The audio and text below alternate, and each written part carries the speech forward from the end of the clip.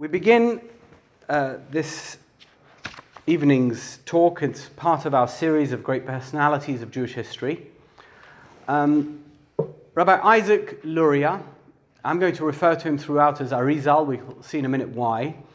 Arizal, as a visionary teacher and as a spiritual mystic. That's really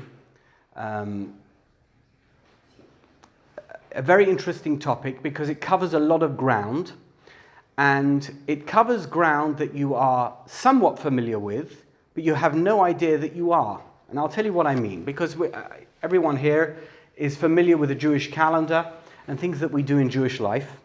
But what you don't know is that some of the things that you do in Jewish life are not as old as Mount Sinai, and they're not as old as the Talmud, and not as old as the Midrash, and not as old as the Geonim or the Rishonim, but they actually emanate from a small group of people, relatively small, under 40 people, who lived in a city in Israel called Tzfat during the 16th century. I'm going to give you an example of something that you are so familiar with, and you probably think is one of the oldest customs in the Jewish custom book or law book. Who here has sung Lechadodi on Friday night? Everybody, right? We've all sung Lechadodi. Lechadodi didn't exist before the Arizal and his group of followers. The concept of embracing Shabbat using the 6 chapters of Tehillim, of the Psalms, and singing Lechadodi and embracing the Kala, that is Shabbat, as part of the process of welcoming Shabbat and beginning Shabbat, is something that comes from a kabbalistic group of people living in a small town in northern Israel, in the Galil, in the 1500s. Incredible. I'll give you another example that some of you may be familiar with, hopefully most of you. We have a festival that we celebrate on Sukkot. It's not mentioned anywhere in the Torah. It's not mentioned anywhere in the Talmud. It's called Hoshana Rabbah.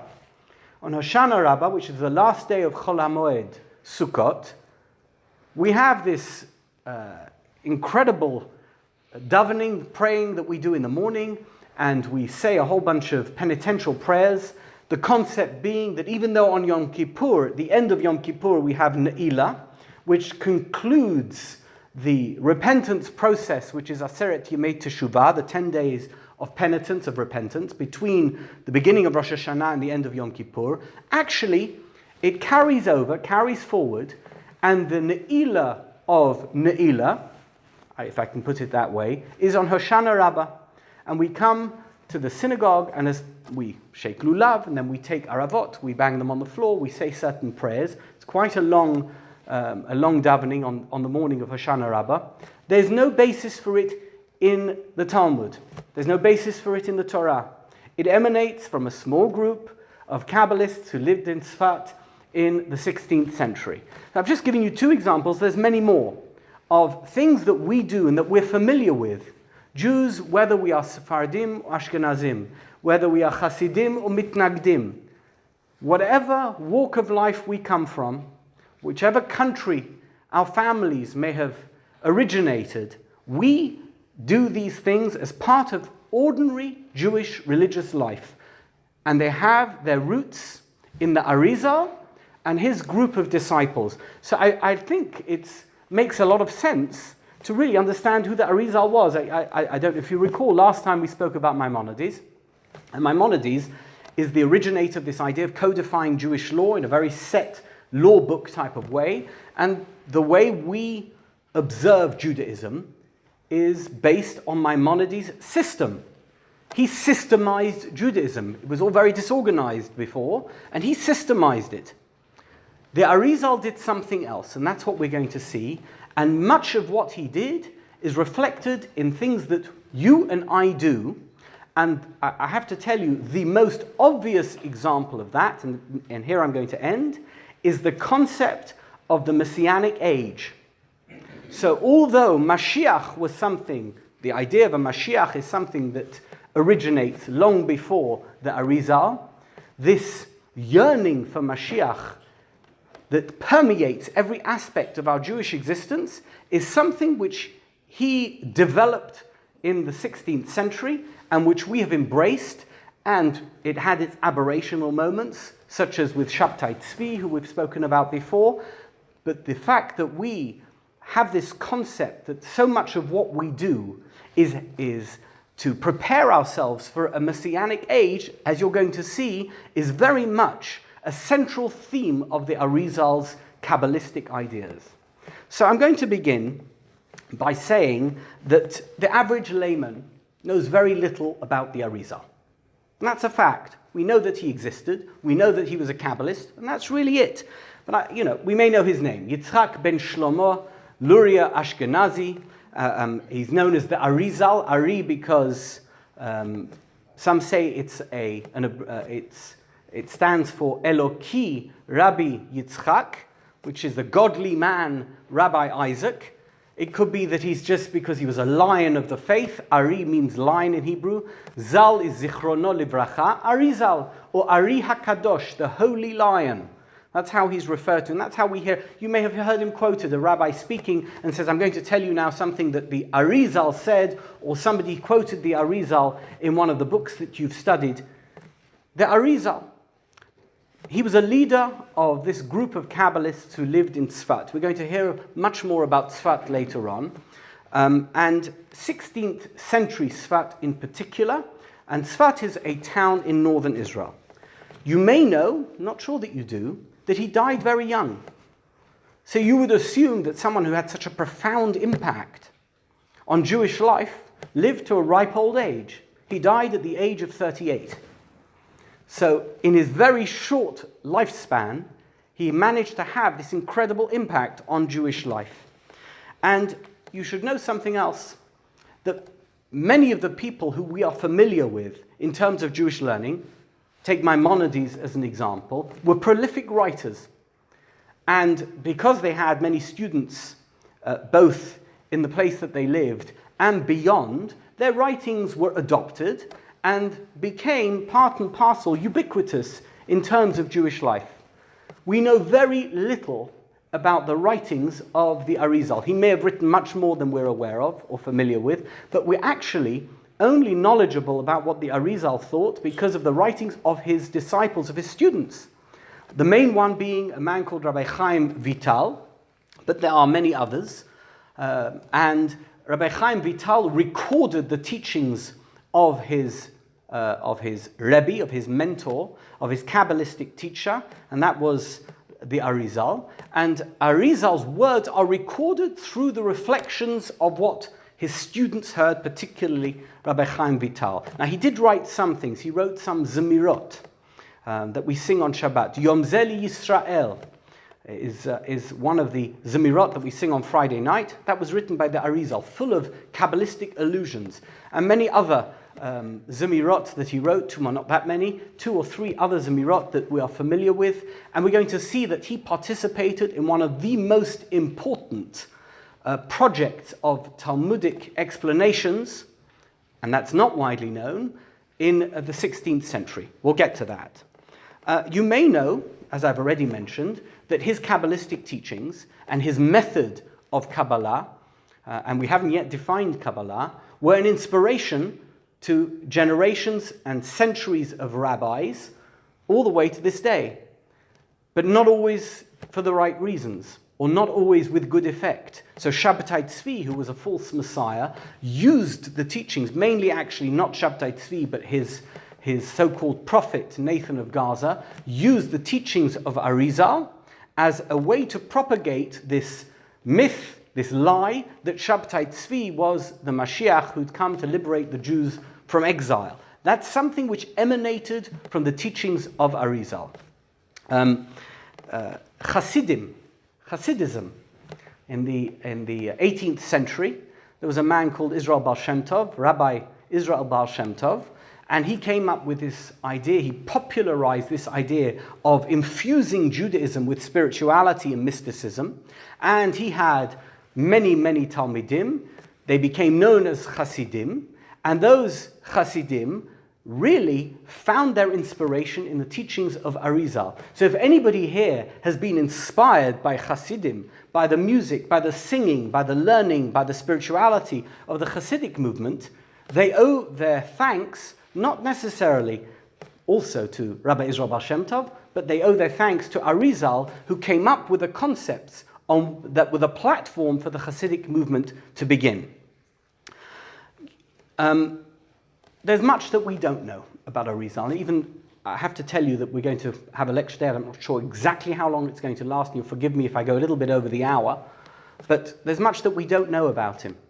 Even the very broad information that we have based on his teachings doesn't tell us much about his life and, what he ate for dinner, or who his friends were. We know who his students were. We know a lot about the things that he taught. We know something about his personality, and he was the first person, really, in Jewish history about whom a huge amount of hagiography emerged. Because there were so many gaps in his biography, years after he died, they wrote a book about him called Shivchei Ha'arizal, or Shivchei Ha'ari, and that contained many stories, some of which might have been true, it's possible, but many of them were fanciful, many of them reported great miracles that he'd done, and certainly they were very elaborate, and then they were elaborated upon. So much of what we know about Arizal has to be drawn from the nuggets of evidence that we have about his life, and to the extent that we can extract that information, I will try and share some of it with you tonight. And we'll find out a lot about him, somewhat, but it won't tell us much about why he became who he became, because really what I want to help you understand, and perhaps help myself understand, is why he became this inspirational figure. Why did this young Kabbalist emerge as one of the most important spiritual and mystical teachers of Jewish history? The other thing is, I want to talk about Safed, Tzfat. We're going to hear about Tzfat. Tzfat is not a place which lends itself, at least, if you've been there, to this idea that it is the center of Jewish life. Where is the center of Jewish life? We all know the answer to that. Jerusalem. If you look at the Talmud teaches us in Megillah that Eretz Yisrael is a very holy place. Then you've got Jerusalem, which is even holier, as it were, than the rest of Eretz Yisrael. Then you have Temple Mount, which is even holier than the rest of Jerusalem. Then you have the Mikdash, the temple, and then you have the Holy of Holies, and it goes up in ascending order in terms of holiness. Now you can look at the Gemara as much as you want. You won't find Tzfat mentioned as one of the holiest places in the land of Israel. So how did it emerge? Why did it become this center of Kabbalah? And to this day, people visit. They go on pilgrimages to visit Tzfat, and they draw inspiration from Tzfat. They go into the Ari's mikveh. I think we have a slide of the Ari's mikveh and the Ari shul, the synagogue in which he purportedly prayed, and they go and visit his graveside and say prayers there. Where did this begin? Why did Tzfat become such a center of Jewish mysticism and Kabbalah? So I'm going to try and answer some of these questions. I'm not going to manage to answer them all, mainly because of limitations of time, and also because we don't have all the answers. And you're going to see, sometimes it's not important to have every answer. Sometimes, in fact, the question is, or no answer to the question is better than the answer. Okay, so we're going to see a little bit about Arizal, Tzfat, and Kabbalah tonight, and try and put this package together that you'll walk away this evening being a little better informed as to why Arizal, Kabbalah, and Tzfat had such a profound impact on your lives. To this day, you are part of a system that embraced Arizal and his teachings, and you participate in many things that have his imprimatur on them, have his stamp on them. Let's begin with an introduction to Kabbalah. What is Kabbalah? The word in Hebrew, modern Hebrew, it means a receipt. That's not what it means in classical Hebrew. And in fact, the word Kabbalah is a word that we use to mean Jewish mysticism, but it means received wisdom. Kabbalah means lekabel, to receive. But in most literature written by Kabbalists, they don't use the word Kabbalah. They use different words. They use the words nistar, hidden teachings. They use the word sod to mean secrets. Things about Judaism which are secret, which aren't widely known. And every religion, any religion, anyone who's done a study of comparative religions will know that it doesn't matter which religion you go to, you'll find mystical teachings. Mystical teachings are really esoterical understandings of theological basics. You know that we know that God exists. So that's a fact. If you're a person of faith, you accept that God exists. But what is God? Right? So we've heard, last time when we spoke about Maimonides, we heard the philosophical answers to those questions. But Kabbalah, mysticism, has its own answers. What is the meaning of God? What is the meaning of creation? How does creation exist if God is all-powerful and permeates every aspect of existence?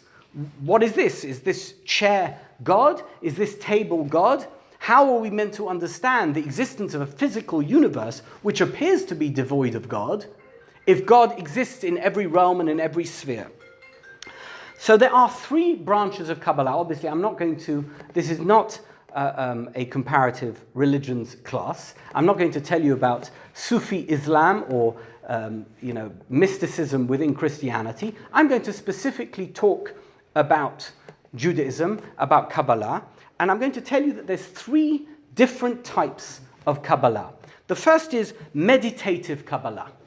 And that really is the foundation of this concept of Jewish mysticism, and the one which was most widely known before Arizal and before this group of Safed Kabbalists. What is meditative Kabbalah? It's the idea that through actions and thought techniques, you can reach a higher realm. And it's not necessarily about knowledge, it's about achieving spirituality and a mystical understanding through devotions, through prayer, and through things that you do in the course of your religious practice. That's meditative Kabbalah, and it doesn't really discuss the theories involved in the existence of the world. Then you've got the Kabbalah that many people are familiar with, or at least associate the concept of Kabbalah with, and that is magic tricks, okay? Practical Kabbalah, miracle workers. What is that? That is the manipulation of mystical knowledge to change nature, whatever that means. I'm not going to pretend to you, as you've heard me say many times before about so many subjects, I'm not going to pretend to you I understand what I'm talking about. I'm simply repeating to you what you all know, which is that apparently Kabbalists have this ability to use their knowledge of mysticism, of the spiritual realms, to achieve certain objectives which counter nature. I'm going to put that to the side because I have to tell you that in terms of Kabbalists, it's the least important part of Kabbalah. You would think, because, you've never met a magician, a real magician before. We're not talking about a trickster who's sleight of hand. So for you would be a fascinating topic. If I could stand here for an hour and teach you some Kabbalah magic tricks, that would be fascinating. But for Kabbalists, this is the least important element of Kabbalah. The third, and the one that we're going to focus on this evening, in terms of understanding Arizal, is what is termed theoretical Kabbalah. And theoretical doesn't mean that it's a theory and it needs to be proven, and you can go to a laboratory and you can do some type of experiment and discover whether it's true. Theoretical Kabbalah is the information behind the mysticism of Judaism. So all the things that you're going to hear this evening are ideas that were expressed by Arizal and his disciples, and in fact his teachers as well, which give us information about the origins of creation, about what our purpose is here as human beings, as sentient, intelligent human beings, as creatures who can connect to the divine. That's theoretical Kabbalah, and that really was the principal subject that concerned Arizal and his circle of Kabbalists. Theoretical Kabbalah, if you want to boil it down to one piece of information, discusses the relationship between the physical world and the spiritual realms. You're going to hear me talk about spiritual realms. What spiritual realms are, in terms of the way that we can relate to them, or it, is God. Anything that isn't physical, but has some existence, has to be spiritual. If that exists, and we believe in its existence, whatever it is, whether it be angels, whether it be heaven, whether it be seven heavens, whatever it's going to be, that's going to be God.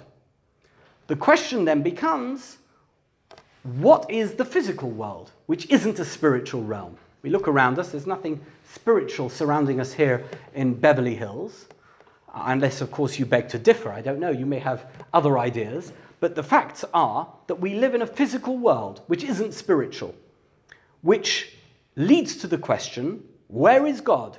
So understanding this tension between a physical world, which we inhabit, and the spiritual realms, which is God, is the focus of theoretical Kabbalah.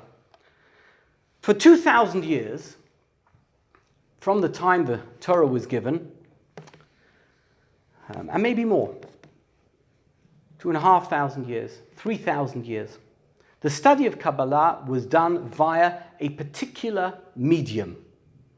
Two, but one in the main. And that was the vision of Ezekiel.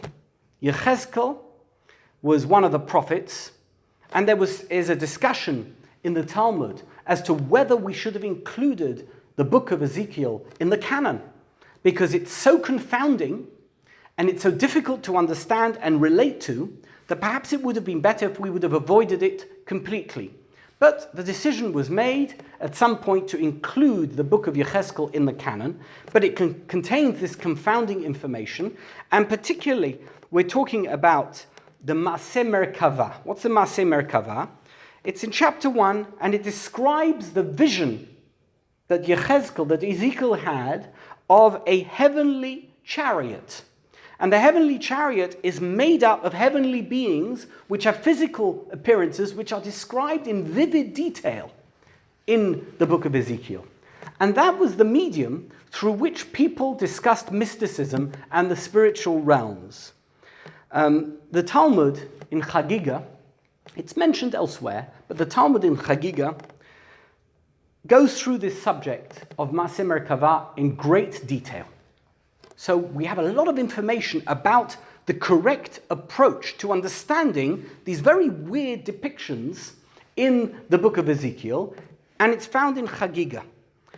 I don't encourage you to go home, grab your Art Scroll Chagiga off the shelf, and look through it, because as much as you'll read the English translation, it will make less sense, not more sense. And the facts are that the book of Ezekiel contains this weird depiction, and it's not really meant for people who have not been initiated into this concept of Maaseh Merkavah.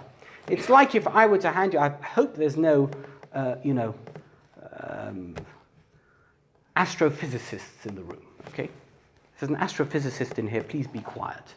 But if I were to hand you a book on astrophysics, this, very advanced concepts contained in physics, and your basic education has taken you to calculus and not beyond, you can look at the book, you'll see equations, you'll understand that this is an equation, but you won't have the faintest idea what it means, because you don't know the concepts that lie behind all the things that are contained in this textbook. Similarly, if you're not a medical doctor, and you look, you may see a medical book or pick up a medical journal somewhere. You may understand certain words and concepts, but you're not going to become an expert at medicine. You certainly wouldn't dare go into an operating room and perform an operation on somebody simply because you saw the YouTube video. That is the concept of the first chapter of Yechezkel. We don't really have the information required, the pre-information required to enable us to understand what is contained in that chapter. Similarly, Maaseh Bereshit, what we call in English the creation narrative, which begins with creation itself in Genesis chapter 1 and continues in Genesis chapter 2 with this interesting story of Adam and Eve. And we read it, we see a story, we see a narrative, we get the basic, what's going on, and the first day created this, second day created that, but we don't really have any idea what any of this means. What was there before creation? So these were the primary texts of Kabbalah in the period before Arizal and this Safed Kabbalist moment in Jewish history. I have to tell you that the Talmud generally presents mystical experiences and attempts to encounter mysticism and Jewish spirituality very negatively. And I'm going to share with you one example. The example is of 4 great rabbis, Talmudic rabbis, who attempted to encounter mysticism and spirituality and find out more about the spiritual realms, described in the Talmud as ascending to the Pardes. Not really, we don't understand what the Pardes is. We know the word means garden, but we don't know what it means. They ascended there, whether it was some type of physical thing that they did, or whether it was in their minds, they meditated and they achieved, they got to that destination. But there were 4 of them. They were Ben Azai, Ben Zoma, a man called Elisha ben Avuya, who is known in the Talmud as Acher, because you'll see in a minute why, because he's not even referred to by name. And the 4th one was Rabbi Akiva. Rabbi Akiva is the only one who entered in peace and departed in peace. Ben Azai immediately died, according to the Talmud. Ben Zoma went crazy. For the rest of his life, he was no longer sane. Acher became a heretic. Those are all the stories about Acher in Chagiga, which describe his relationship with one of his disciples called Rabbi Meir, who tried to bring him back on track. But Acher departed from normative Judaism of his day and became a heretic. And the Gemara, the Talmud, tells us it's only because he attempted to encounter the divine, and that was the net result. What is this? What's the message in that story? Even after Chagiga has been through all the details of Ezekiel 1, the message of the story is stay away from Jewish mysticism. Oh, in parentheses, unless you're Rabbi Akiva. Now, you have to be pretty confident to imagine yourself to be Rabbi Akiva and begin studying Jewish mysticism. The idea behind all this is you don't need it. It's not important. You can be a good Jew, a devout Jew, a faithful servant of God, without ever having to encounter the issues that are dealt with by Jewish mysticism. Now, as time evolved, Jewish mysticism gathered pace, but it never gathered pace as a mainstream aspect of Jewish life. So I will describe to you some Kabbalists that you may have heard of. There was a man called Rabbi Yehuda HaChassid. Rabbi Yehuda HaChassid was from a group, a circle of Kabbalists known as Hasidei Ashkenaz. The Hasidim, the pietists of Ashkenaz in Germany. And they lived in the Rhineland, and they had their own group, and they kept themselves together. We know some of the things that they did, many we don't. They were Kabbalists, but at no stage did they attempt to influence Judaism with the Kabbalah that they were studying. And the whole idea of Kabbalah, as I said earlier, the word Kabbalah means you receive it from a mentor and you pass it on to a disciple. So there is this chain of Kabbalists, which we must presume dates back to Mount Sinai, goes all the way through the wilderness years, and the years before the first temple was built, and during the exile, second temple, Talmud, etc., comes to medieval times. Suddenly we know much more about it. We know that they exist, but we don't know so much about the Kabbalah that they were studying or what it meant to them. There's another man who's a very famous Kabbalist, Ramban Nachmanides, and he wrote a Perush, a commentary on the Torah. We often study it. He is a counterpoint to Maimonides' philosophy. And you should know that there is this conflict, this tension between philosophy, rational philosophy, and Kabbalah, which is seemingly irrational for many reasons. And Ramban often describes some type of question that he has or issue that arises out of the text of the Torah, and he says, I'm not going to tell you the answer, it's a sod, it's a secret. I'm not going to delve into the answer. You should know there is an answer, but that answer is not something I'm going to share with you. Now, there were others. There was somebody called Isaac the Blind. There was Bachya ben Asher. In the 13th century, there's a man called Moshe de Leon. Moshe de Leon is a very interesting man. At some point, he announced that he had the manuscript of a book that's mentioned elsewhere previously, but has never been in any kind of full manuscript form before this period. It's called the Zohar. The Zohar is written by Rabbi Shimon ben Yochai. Now, I have to tell you, it's a very controversial topic, and I'm not going to go into it tonight, other than to say that the authorship in terms of the text of the Zohar that we have today is very controversial.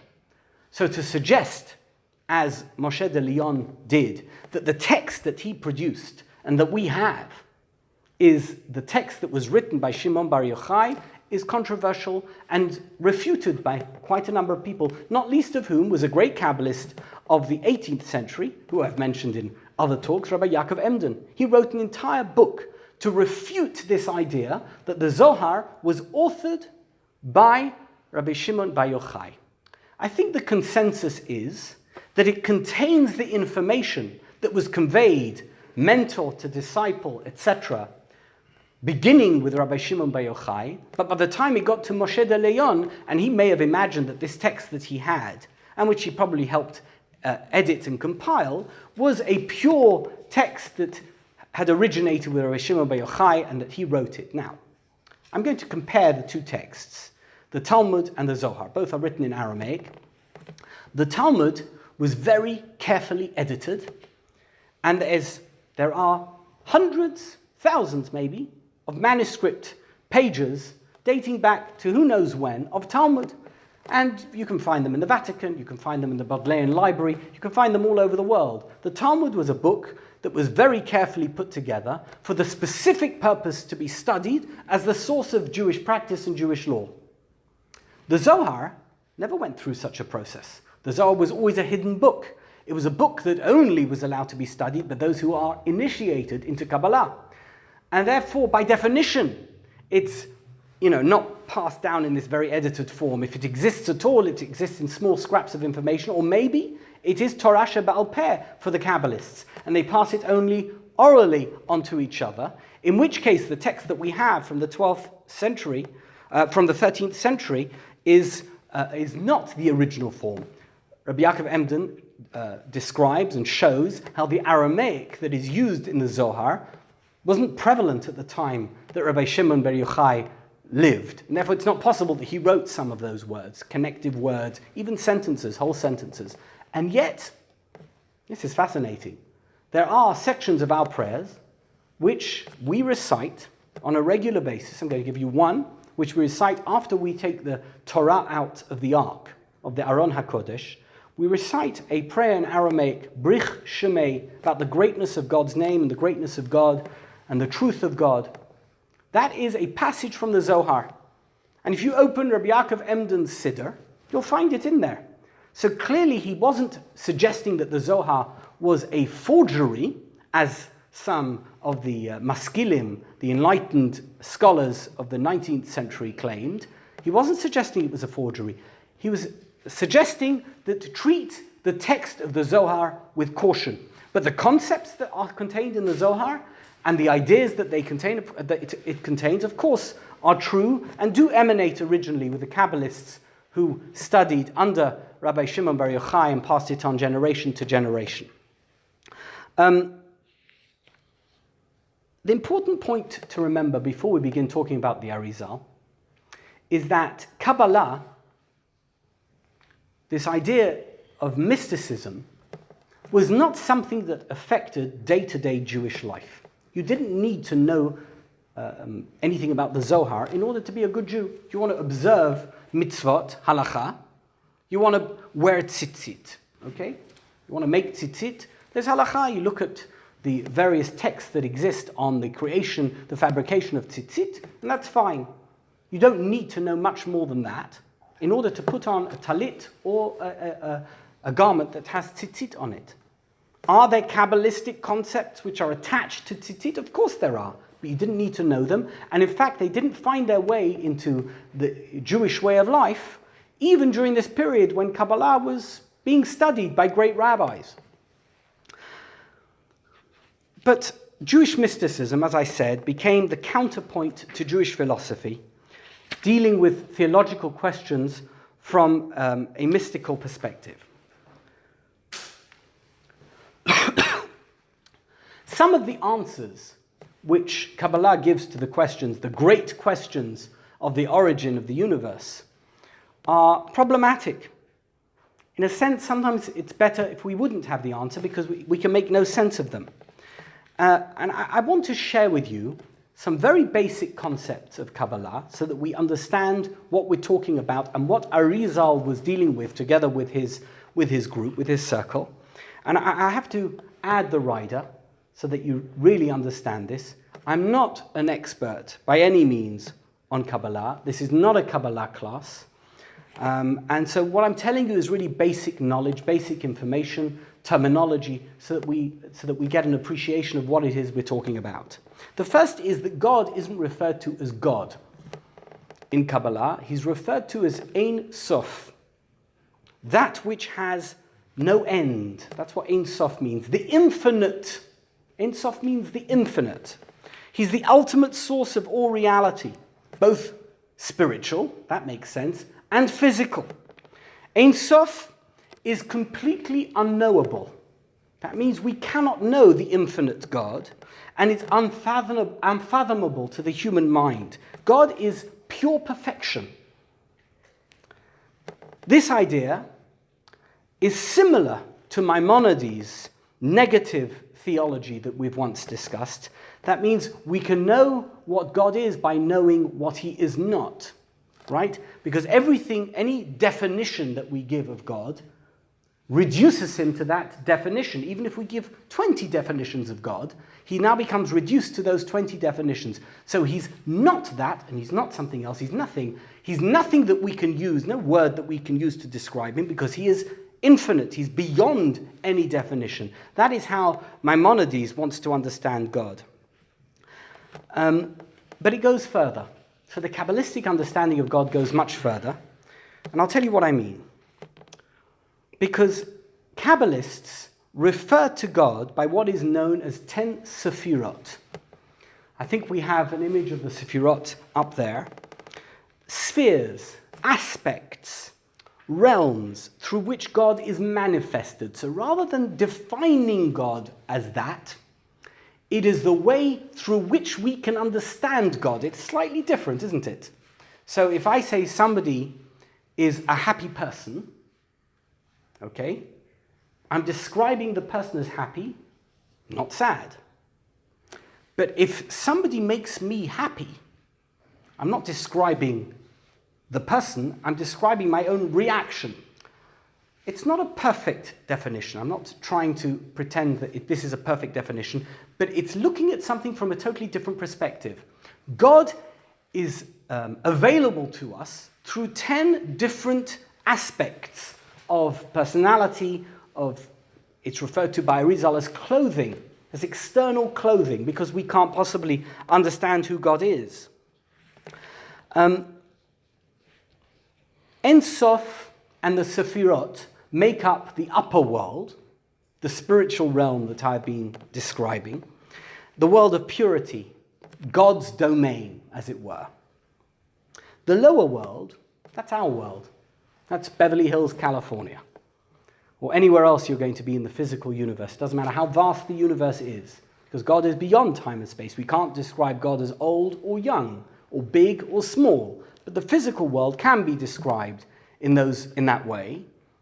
That is the lower world, and it's only made possible, and this is the second term that I want you to hear. A third term, I said Sfirot.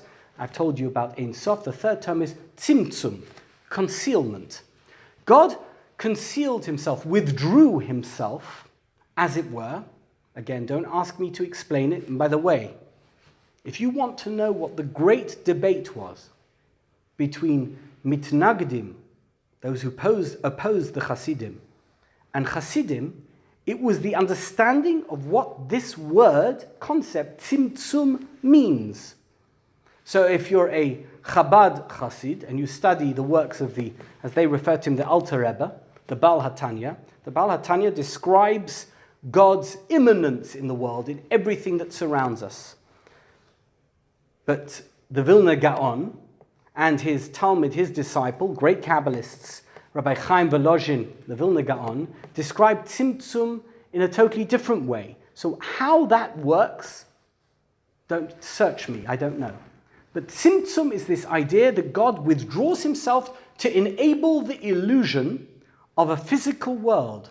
Everything that you see around you is only there because God has withdrawn himself.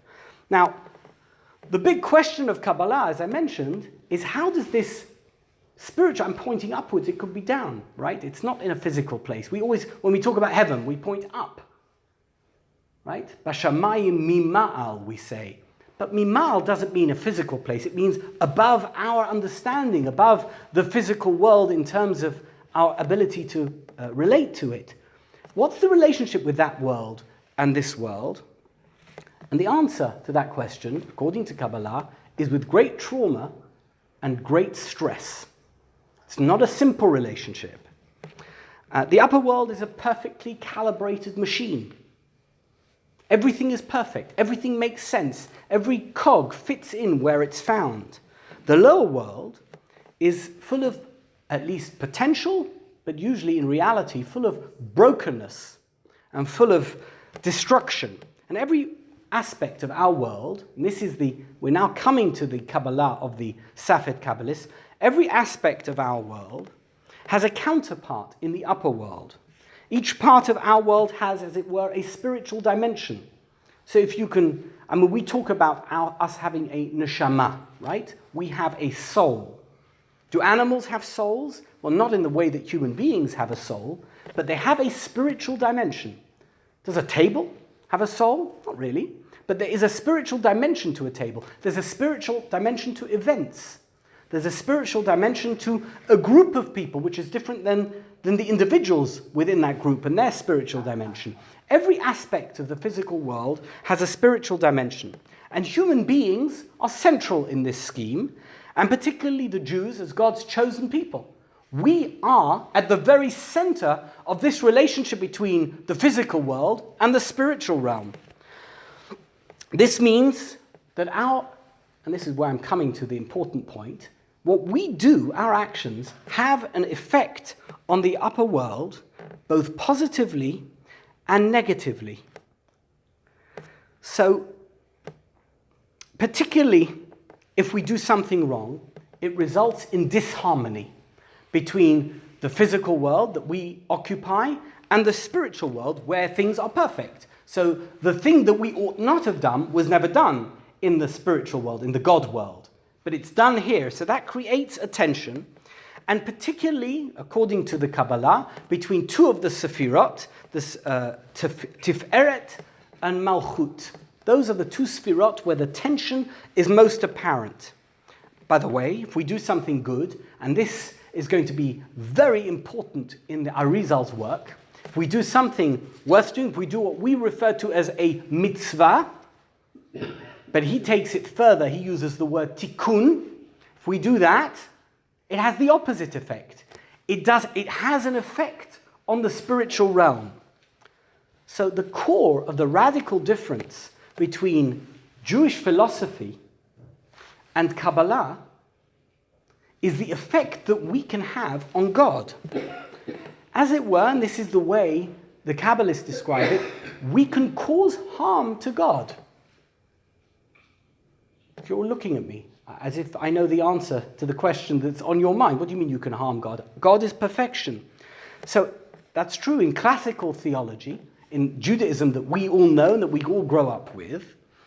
When we sin, what happens? We harm ourselves, right? We harm our neshama. We've done the wrong thing. God is upset with us. But in Kabbalah, the harm is extended. What is the harm that we do? Kabbalists, in this pre-Lorianic kabbalistic period, focused a lot of attention on correcting this disharmony between what's going on in our world and in the spiritual realms, trying to avert the potential danger that this can cause. And that's the ball that the Arizal picked up and ran and continued to run. And the Judaism that we observe is very much a reflection of his understanding of this kabbalistic notion of tzimtzum and tikkun, as we will see. In a world where God is constantly present in every aspect of human life, there needs to be constant awareness and action of the things that we do. So, in a devotional sense, it's not just about, let's say on Sukkot, taking the lulav and etrog and shaking it because that's what we have to do. There's something about doing that which is having a cosmic effect on all of creation. You, a little guy in shul on Sukkot, taking a lulav and etrog, is having a powerful impact on all of creation by doing this mitzvah, doing this act. So now we're going to begin to mention some names. The first name I'm going to mention is somebody who's referred to by the Kabbalists as Ramak, Rabbi Moshe Cordovero. Born in 1522, he died in 1570. And another man is quite important. His name was Rabbi Shlomo Alkabetz. He was born in 1500. He was a brother-in-law of Ramak, and he died in 1576. They chose to take this idea and impose personal exiles on themselves and asceticism. Now, Rabbi Shlomo Alkabetz is the one who composed Lechadodi. And he's the one who created this idea that Kabbalists, not all Jews, Kabbalists should go out to the fields on Erev Shabbat, just before Shabbat comes in, and say these psalms, embrace and welcome the Shabbat, and sing this song, Lechadodi, come to me, my beloved, welcome the Shabbat. It wasn't something that they had in mind for every Jew, for you and me, in our shuls, wherever we may be. But that's what he did. His brother-in-law was Rabbi Moshe Cordovero, and they had another very good friend who lived in Tzfat, and his name was Rabbi Yosef Karo. He's an important man. Do you know why he's important? Because he also composed the Shulchan Aruch. The Shulchan Aruch, which is a codified form of Jewish law, the ultimate, the final codification on which we depend in terms of our observance of Jewish law, all the things that we do in halakha, was composed by a Kabbalist called Rabbi Yosef Karo. Rabbi Yosef Karo, and this is another important piece of information we're going to hear, was somebody who came from Spain, originated in Spain, and the expulsion in 1492 was a cataclysmic event in Jewish history, comparable in some way, at least by many of those who experienced it, to the destruction of the temple in Jerusalem, because Spain was this perfect model of Jewish life where people were observant, where people studied, where people were interested, involved, etc. And suddenly, the rug was ripped out from underneath them, and they were expelled, and they had to scatter all over the world and find places to live. This cataclysmic event is one of the things that propelled the Kabbalistic movement, because suddenly it became evident there's no safety, and unless we're doing the things that we need to do in order to achieve that which God wants us to achieve as Jews, we're not safe anywhere. In fact, God is going to do these things to us until we achieve those objectives. Now, Rabbi Alkabetz's teacher, and he's the first Safed Kabbalist, was a man, I don't know how to pronounce his name, Rabbi Yosef ben Shlomo Taitazak. And he was an exile from Spain. He came in 1492, and he settled in Salonika, Turkey. And one of the hallmarks of the true Kabbalists, and we see it begin to be mentioned at this time, was that they were not taught by a mentor, a Kabbalistic mentor, in the human sense of that word, but their mentors were angels that would appear to them in visions. whether they went into a trance or this is something that happened at night in dreams, they would have what they refer to as a magid. And Rabbi Yosef Karo, great rationalist who composed the code of Jewish law that we use, had a magid. He wrote a book called Magid Mesharim, which describes his life. And he talks about his relationship with his magid. And they studied with this magid who teaches them Kabbalah, and then they spread the ideas which they've learned from the magid and discuss them, and this is how Kabbalah begins to proliferate to a greater degree. But I'm getting ahead of myself. First, I need to introduce to you the city of Tzfat, of Safed, that I've spoken so much about. Anyone here been to Tzfat? Been to Tzfat, right? Where's it mentioned in the Tanakh? Do you know? Anyone know where it's mentioned in Tanakh? I'm glad no one put their hand up because it's not mentioned in Tanakh. It was a trick question, okay? It's not mentioned anywhere in the Tanakh.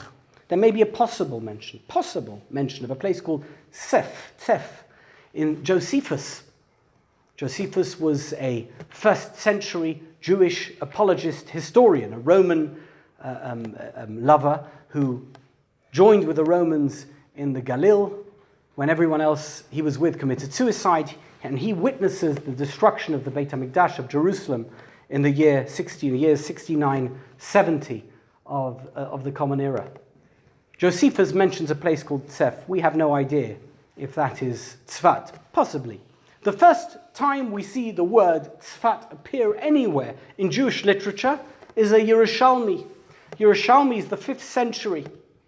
And in the 5th century, the Yerushalmi, the Jerusalem Talmud, mentions a place called Tzfat, which is a very high place where they used to light those fires that would indicate that the new month had begun. There was these fires that are described in the Mishnah in Rosh Hashanah. And one of the places, 5 places mentioned in the Yerushalmi, in the Jerusalem Talmud, is Tzfat, because it was such a high place. It's in fact the highest city in Eretz Yisrael. It's at an elevation of about 3,000 foot. We have no information about who lived there, what they did. We don't know what the inhabitants looked like, what type of Jews they were, if they were Jews. We know nothing about Tzfat until the year 1099. Anyone know why the year 1099 is significant? The Crusades. Thank you, Zalman. The Crusades, 1099, around 1100. It's the first time that Tzfat is mentioned in any kind of descriptive way. By the way, not by Jews. It's mentioned by Crusaders who discuss this incredible place that they found with this high elevation, and they want to build a fortress there. And they created a place, I don't know if you know this, for a couple of hundred years, there was a place in what we call today Eretz Yisrael, but even beyond the borders in what's today Jordan, called the Kingdom of Jerusalem. And it was created by the Knights Templar, who had come over from Europe to reclaim the Holy Land, because they didn't want to allow the Muslims to inhabit the Holy Land, the place where their Jesus had once walked. And they they actually presided over the country for a couple of hundred years. The borders changed. They had battles and wars with various Muslim invaders from all different sides. But the Kingdom of Jerusalem was, I want to see, if you see there where Akko is, almost parallel with that is the Sea of Galilee. Just to the north of the Sea of Galilee, on the Eretz Yisrael side, is Tzfat. That's where it is. A very high mountain, and it's near Tiberia. It became a fortress for the Crusaders. There was a man called King Fulk of Jerusalem. It's I think, a phony name. They just made these names up, right? Because he was actually the Count d'Anjou. He was a French knight who came to the land of Israel and declared himself as part of a process of who was taking the leadership as the king of Jerusalem. And he built himself a castle there. And Tzfat became this stronghold of the knights, the Crusader knights, who were defending the land of Israel from the Muslim invaders. The 12th century Jewish traveler, Benjamin of Tudela, came to the land of Israel in the 12th century, around 1170, and he visited Tzfat. Guess what? In the year 1170, there were no Jews in Tzfat at all. They didn't live there. They lived elsewhere in Israel. There were Jews in Israel, but there were no Jews in Tzfat. In 1188, a few years later, the city of Tzfat was captured by Saladin, and Saladin, after a siege that lasted a year, took hold of this city, this town, and he allowed Jews to settle there. I guess he threw all the Christians out, and he wanted there to be a population, so he left a few of his soldiers there, a garrison, and the Jews settled there. During the 13th century, Tzfat was briefly given back as part of a deal between the Muslims and the Christians. It was given back to the Christians, but not for very long. In 1266, it was recaptured by the Muslims. A man called Sultan Baybars turned Safed into the administrative center of the entire region. I guess also because of its elevation, similar to Jerusalem, which is also on hills, and therefore they can see the surrounding area very well. Tzfat began to thrive. It was a modern city in those days, and people moved there, and they built homes there, and it began to thrive as a bustling commercial center. There was a vibrant Jewish presence. In the early 16th century, as we know, the Ottomans took over the land of Israel from the other Muslims who were occupying it, the Mamluk Empire that was there before, and they placed Tzfat under the jurisdiction of Damascus, which is in Syria. So it now became a satellite of Damascus, and the Ottomans took advantage. This is an interesting fact which people may not know. The Jews were expelled with some terrible expulsions. We know about Spain in 1492, and then a few years later, 4 or 5 years later, there was another expulsion from Portugal, so the Iberian Peninsula had no more Jews. Well, tens of hundreds of thousands of Jews were now displaced. France also took the lead from Spain and also expelled. There were a bunch of, it wasn't a countrywide expulsion, but they also expelled Jews. That was by the way the time that many Jews began to move eastwards, and that's how Poland became a thriving Jewish center, because of the expulsions from France and northern Spain. You know, there's a place in Poland called Galicia. The name comes from the Spanish region of the same name, Galicia, right? So there were many Jews who were displaced all over the world, and the Ottomans thought, wow, one second, these people are very good businessmen, they're very well connected, they're very bright, they're very loyal when they have to be, unless we don't throw them out. If we don't throw them out, they'll be very loyal. And they encouraged Jews to move to the Ottoman Empire. Salonika became a thriving Jewish center. Constantinople, today it's called Istanbul, became a thriving Jewish center because of the Spanish expulsion, the Spanish Inquisition, and all the persecution that Jews suffered in Europe. And one of the places that benefited from the Spanish expulsion was Tzfat in northern Israel. And in a minute you're going to see that not only did it benefit from Jews moving there, it actually became a very important commercial center. In 1522, there were about 300 families there. We can assume that's 1,000, 1,200, 1,400 people. But that changed with this influx of refugees. And the attraction of Tzfat, can anyone think of what an attraction would be in a place like Tzfat? In ancient times? Astronomy. No. Astronomy doesn't make money. It's fascinating, but it doesn't make money. Streams and water. It became the center of cloth making in that region of the Middle East. They manufactured cloth, and the industry became, because there was no one living there before, a Jewish monopoly, because it was more or less completely a Jewish town. There was a man called David de Rossi. David de Rossi was an Italian Jewish merchant. He visited Tzfat in 1535. He makes the claim that during that year, 1535, more than 15,000 suits were made. Cloth suits. Well, it's like Macy's, right? You know, it became the place you wanted to buy a new suit. You'd come to Tzfat, or you'd order one from Tzfat, and they would send it to you. The material success, no pun intended, created the foundation for a strong assertive Jewish community. Do you know why Tzfat was successful? Because of the weather. No, because they were very wealthy. It was a very wealthy community. What happens when you have a wealthy community? They pay money, they bring in rabbis, they bring in, it attracts people who are going to become part of the local service industry of a town where there's a lot of money. So Tzfat begins to expand in size because you've got all these wealthy traders in cloth who live there and manufacturers of cloth who live there. A lot of visitors coming and going. So there's a big, tourist or business tourist industry. And a lot of people moved to Tzfat. And this enabled the local community to attract incredibly impressive rabbis.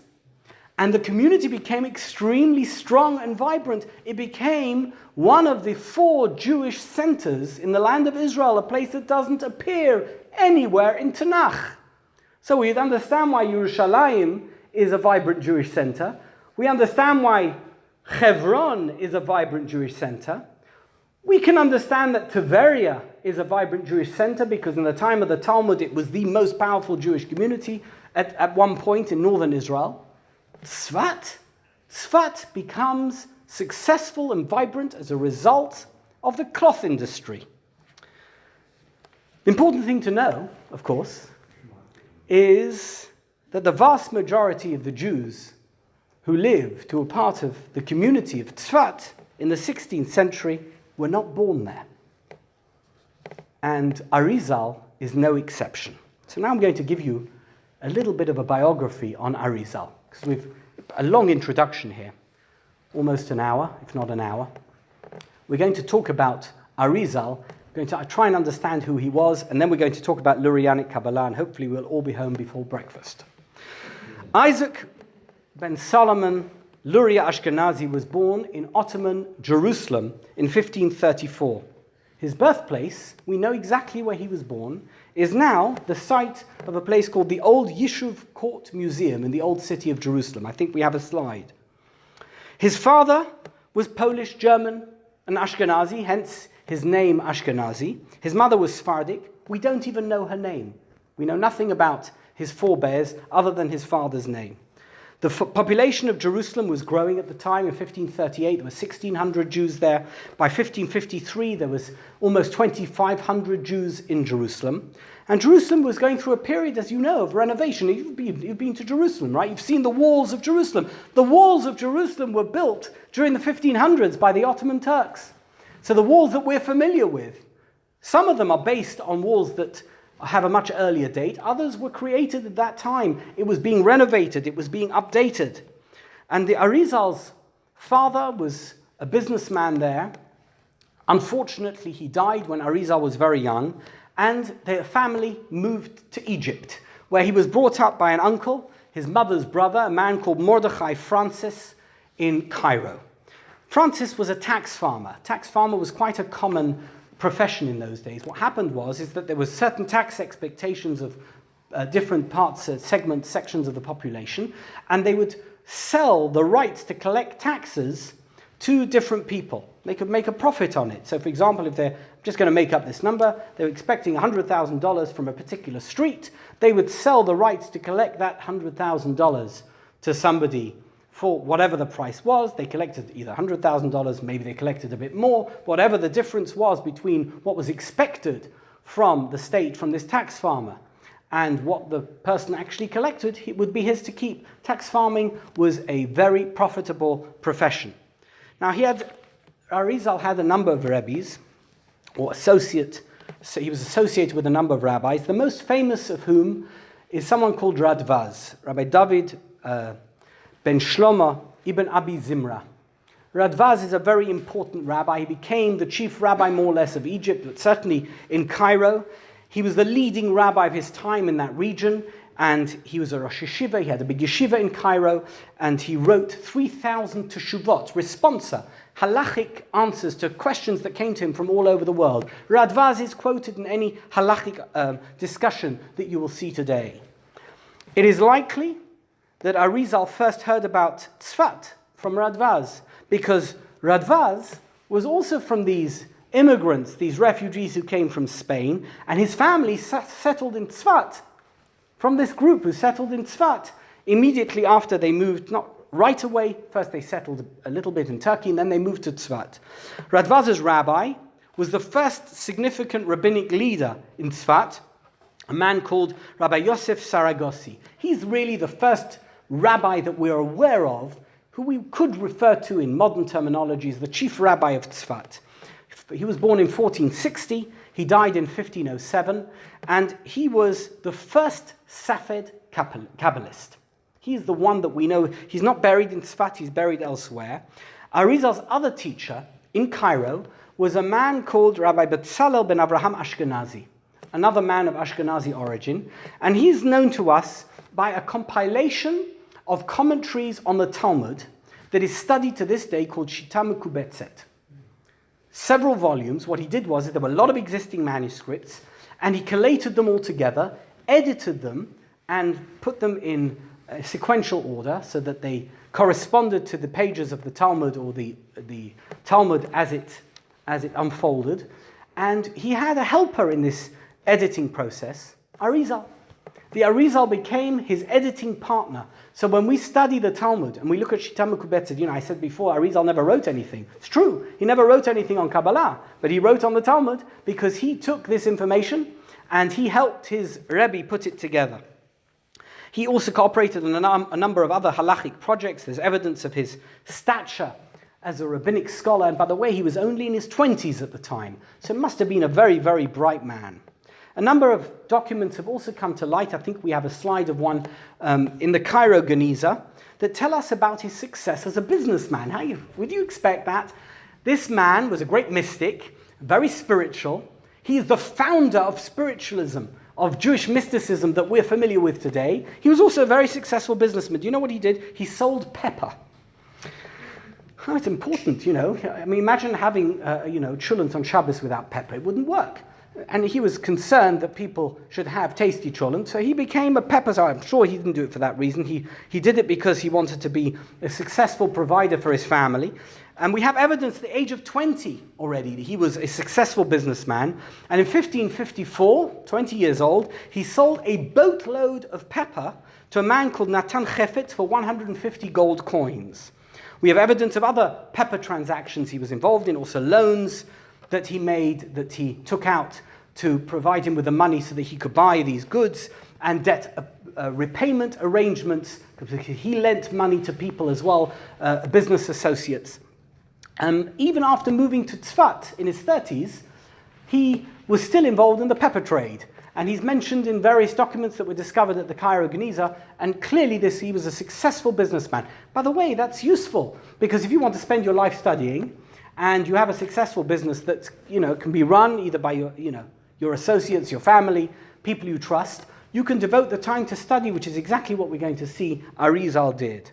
One last piece of information that we are familiar with, at least we know, there's much that we don't know.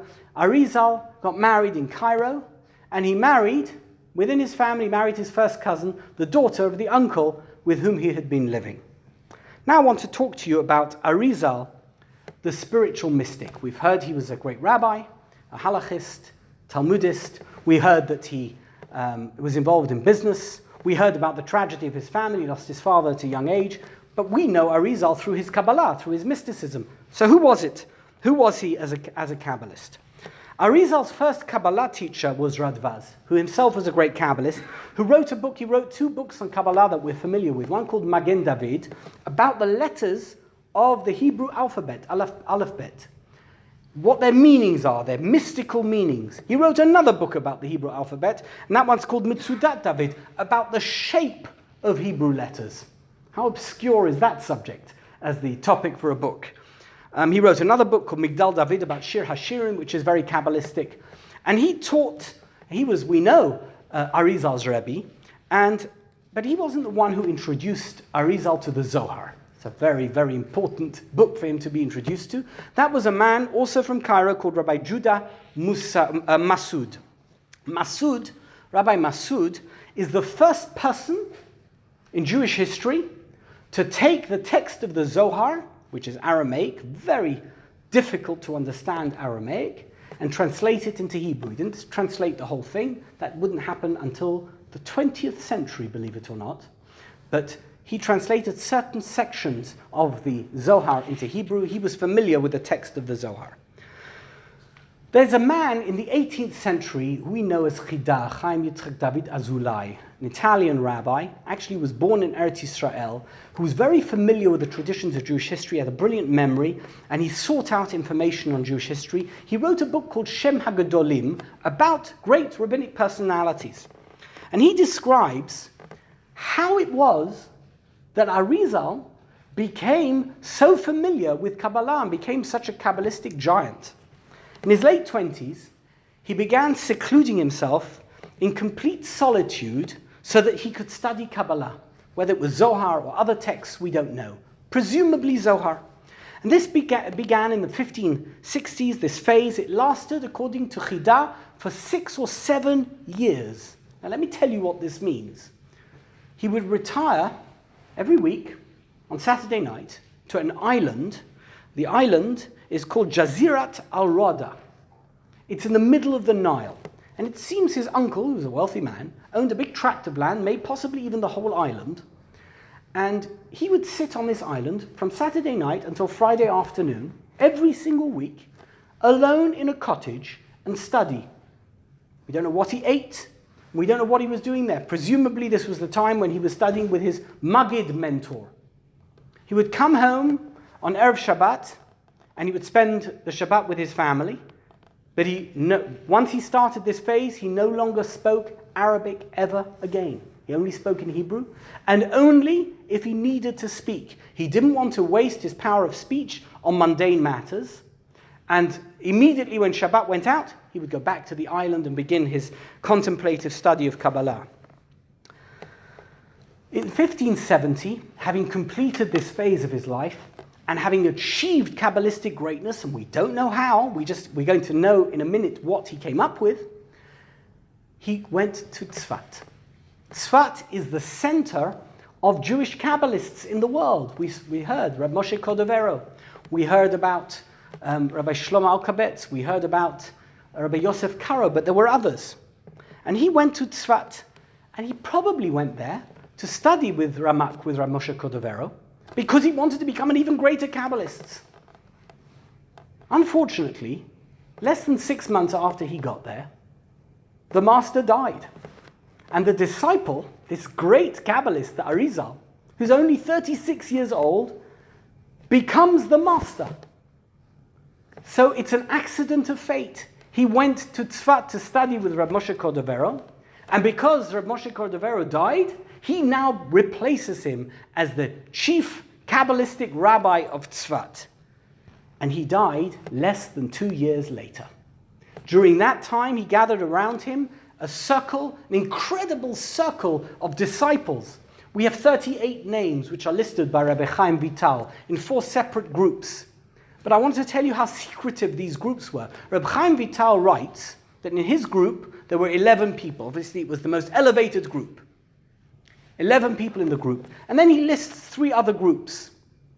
And he lists all the names. One of them, for example, is Rabbi Moshe Alshich, who also wrote a commentary on the Torah, lived in Tzfat.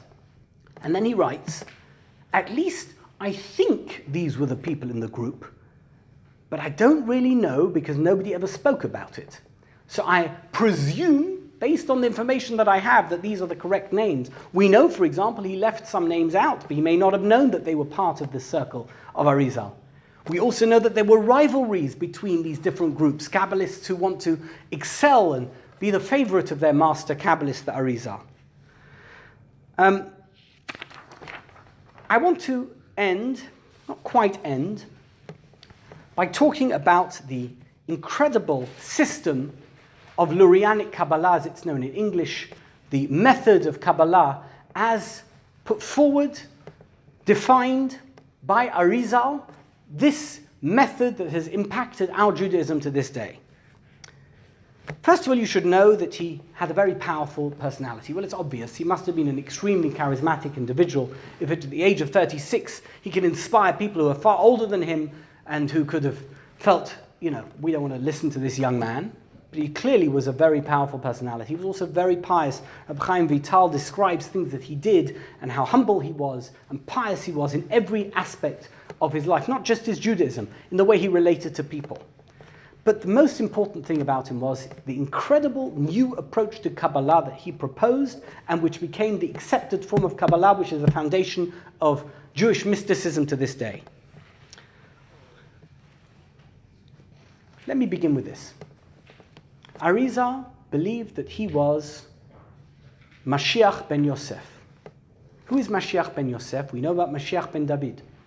Mashiach ben Yosef, according to certain traditions, is the Messiah who will come before the Messiah comes to begin the process of the Messianic era, and who's going to die during the wars that precede the Messianic era of Gog and Magog. And he's descended from Joseph as opposed to from David, Mashiach ben Yosef. And he believed that he was Mashiach ben Yosef, who had to create the platform, the circumstances that would enable the Messianic era, and it was extremely important, as you're going to see.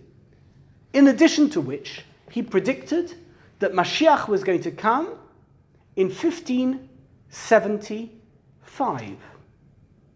That was the year, according to the calculations that he came up with, that Mashiach was going to come. It's not something he advertised widely across the Jewish world, but in his personal circle, this is what he told them. Why is Mashiach so important? Why is this concept of a messianic age so urgent in the Kabbalah of the Arizal? And you have to understand what I've mentioned before and then combine it with this to really appreciate what he was trying to do. If it's true to say that our world is imperfect, and the only way that we can perfect it is through what he referred to as Tikkun, and by the way, he said he loved Rabbi Moshe Cordovero, but Rabbi Moshe Cordovero is only concerned with what he referred to as the Olam HaTohu. Where's the word Tohu from? Tohu is from creation, Bereshit. He's concerned with what was before creation.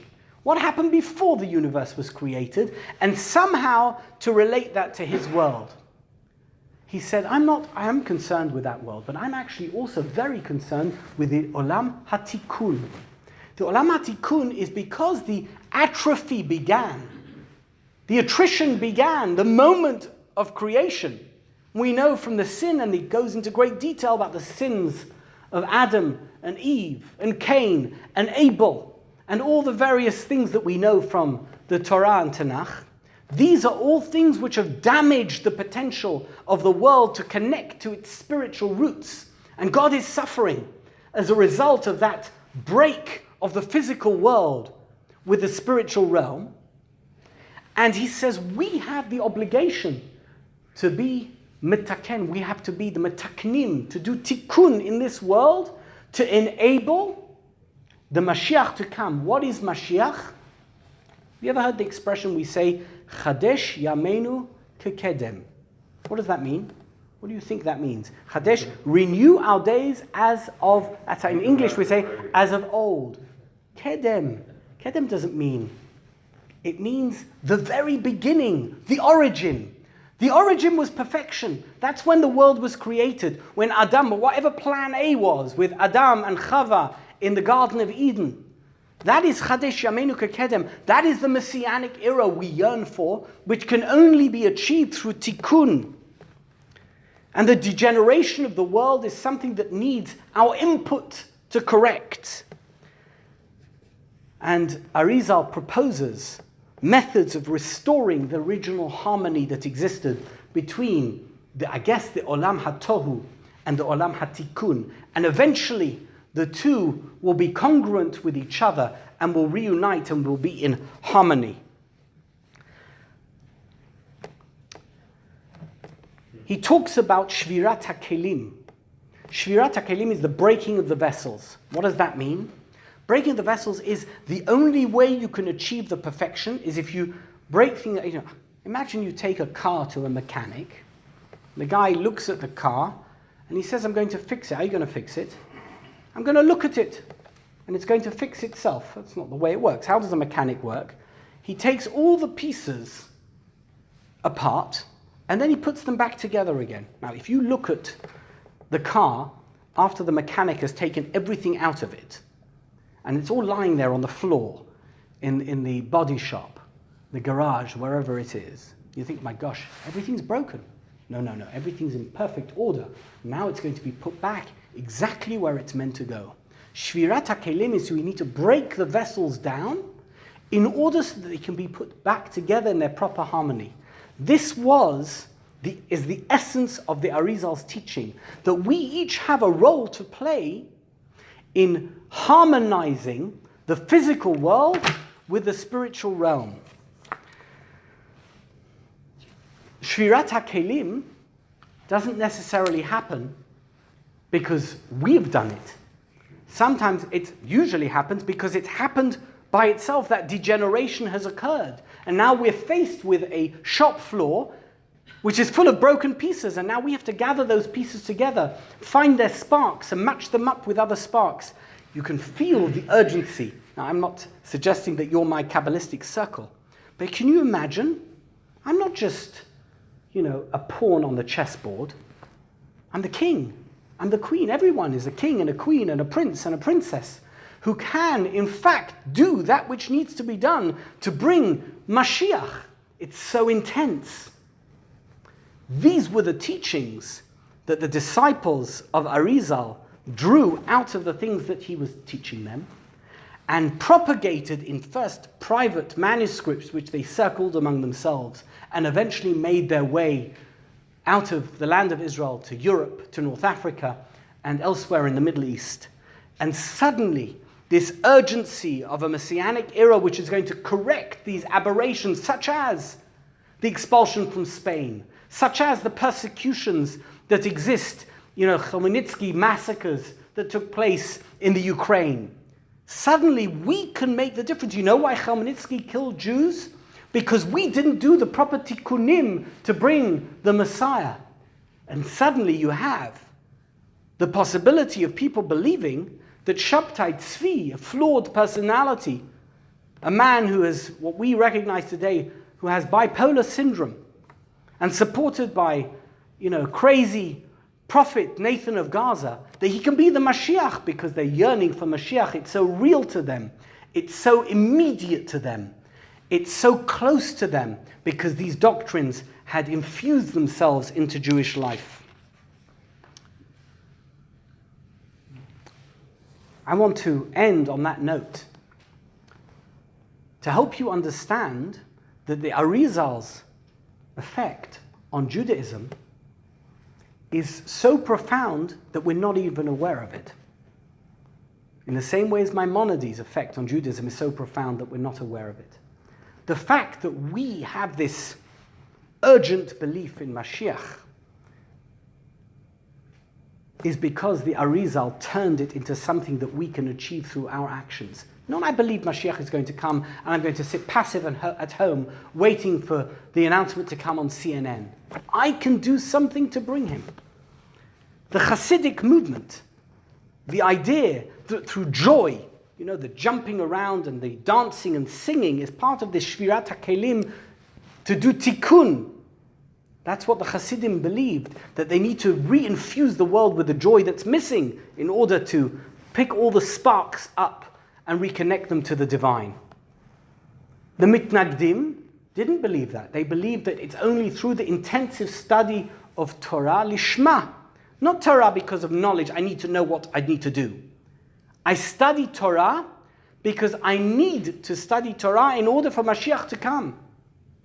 And I'm going to jump all the way forward to a renewed love of Eretz Yisrael, which began in the 19th century among Jews, starting with Chibat Zion and ending with the Zionist movement, and eventually the creation of the State of Israel. Imagine, how is it that secular Jews, people who didn't believe in keeping mitzvot, could have this passion, this yearning for Eretz Yisrael? It came about as a result of Arizal's infusion into Judaism of this incredible, powerful idea that we, you and me, any one of us individually can make a powerful difference on the future of Jewish life. And that is the contribution of Arizal, a spiritual mystic and visionary teacher who inspired not only his own circle of 38 or maybe a few more Kabbalists in Tzfat in the 1500s, but continues to inspire us all over the Jewish world, as he has done for centuries, hundreds, thousands, millions of people. Thank you.